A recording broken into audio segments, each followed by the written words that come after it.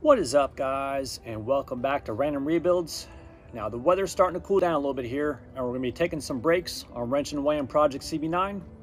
Now in today's episode, I'm going to go ahead and show you guys how to make a custom picture frame for a piece of artwork, a special photograph, or a magazine advertisement. And I'm going to go ahead and show you guys all the tools and materials needed. Now the problem with buying a frame at the store is they're very expensive and they're very cheaply made, and this can be made for less than 20 bucks.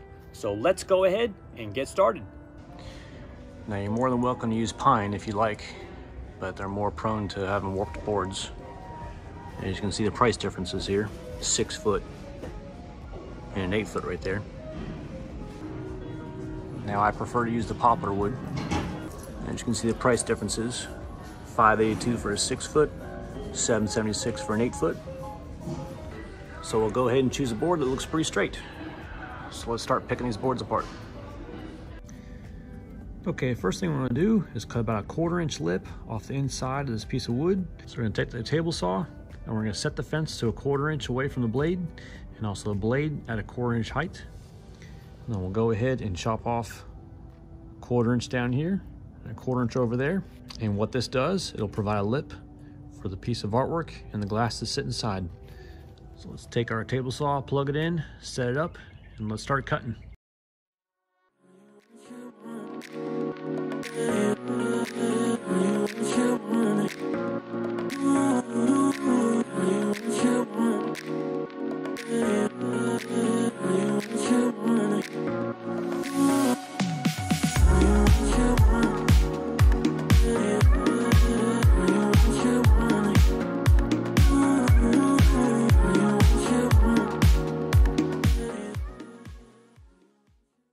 Okay, since the picture we're framing is a double page ad from a magazine, it came in 2 different pages, and there was a small overlap with no graphic on each edge. So what I did is where the graphic stopped, I put a metal straight edge, put it down, pushed down on the straight edge, got a sharp razor and just cut as sharp as I can, cutting off all the excess white area. Same thing on this page, just put the straight edge down, took the razor blade and just cut along that straight edge. That way I was able to join the graphic perfectly together. And then I took my painter's tape and took small little pieces. And when I was happy with where this picture was joined at, just put small little pieces of painter's tape on here just to hold in place. And then what I did is I flipped it over and I took my shipping tape or packer's tape, whatever you want to call it, clear Scotch tape, and put pieces of the Scotch clear tape all along the joint right here. And then once that was taped together, I flipped it back over and carefully peeled those small pieces of painter's tape that was holding this together. And this image turned out phenomenal. I mean, the bottom edge is perfect, where the graphic met up with all the windows and the seats and whatnot, and the roof. I mean, this is a perfect line, so I'm pretty happy with how this turned out. So let's show you the next step. So take your measuring tape, and you want to measure the length and then the height, and then add a 1/4 inch to each dimension. Write those dimensions down, and here's the dimensions I came up with, 10 5/8 and 15 7/8. Now I misspoke previously, go about 1/8 of an inch past your dimension. I think a 1/4 inch is too much, so remember 1/8 past your dimension of your picture. So here's our piece of wood that we're working with, and this is the channel that we cut out on the table saw so the glass and picture can sit inside here. Now I'm gonna go ahead and put one mark here, and I'm gonna measure 10 5/8 back, put another mark right there, and we're gonna go on the miter saw, and we're gonna cut 45s. Now keep in mind, don't mark your dimensions on this edge. You wanna mark on this edge because this is where your glass and your image rests against right here. So I'm gonna put a mark right there, go back 10 5/8, put a mark right here, and we're gonna go on the miter saw and we're gonna cut 45s. So one cut's gonna be like this way, and the other cut is gonna be like this way. And then once I have one 10 5/8, I'm gonna go ahead, stack it on top of this long piece right here, and we're gonna try to put the miter saw blade right up against the first piece. That way I have exact measurements. It's not off by a 32nd or a 16th. And that's kind of how I like to do things. So let's go on the miter saw and start making some cuts.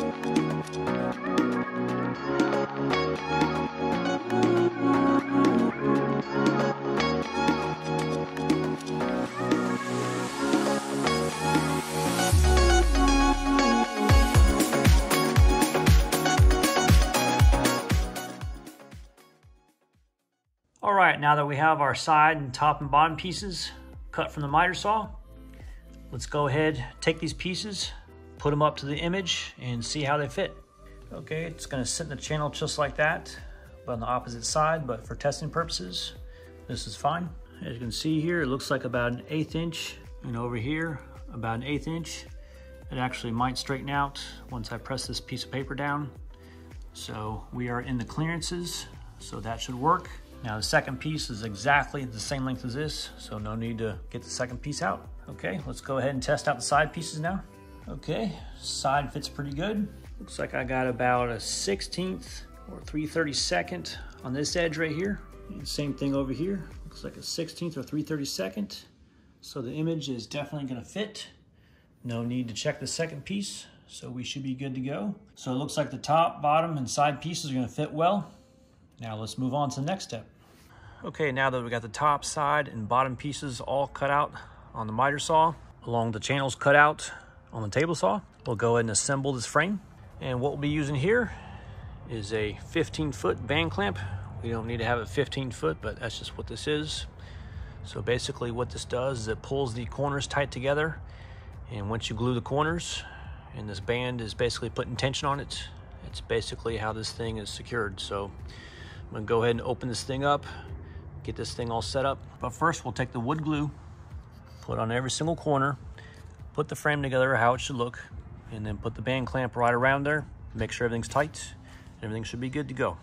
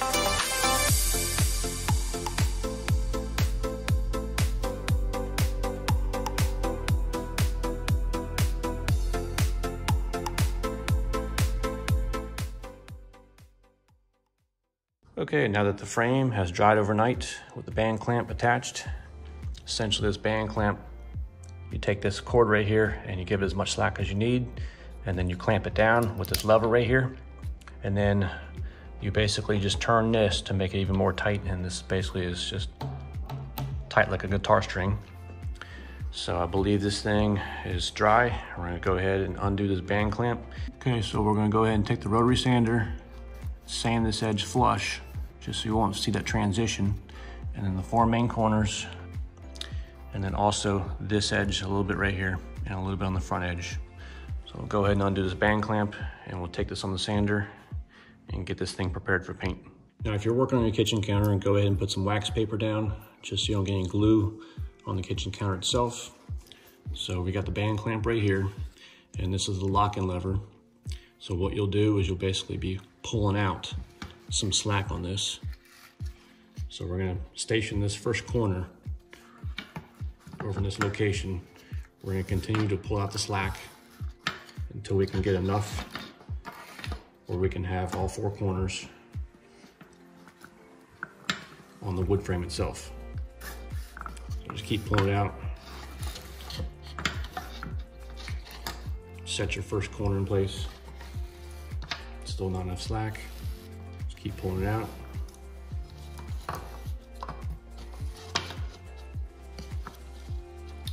Okay, so now we got 3 corners. That's too much right there, so tighten it up. Then you want to take this lever right here, pull it down, and then you want to take this knob right here, and you want to turn this clockwise. It's basically going to put tension on this cord right here. Just keep going until it plucks like a guitar string. So that's pretty tight right there. So leave this thing set for 24 hours and you should be good to go, and then release your band clamp and you can move on to your next step.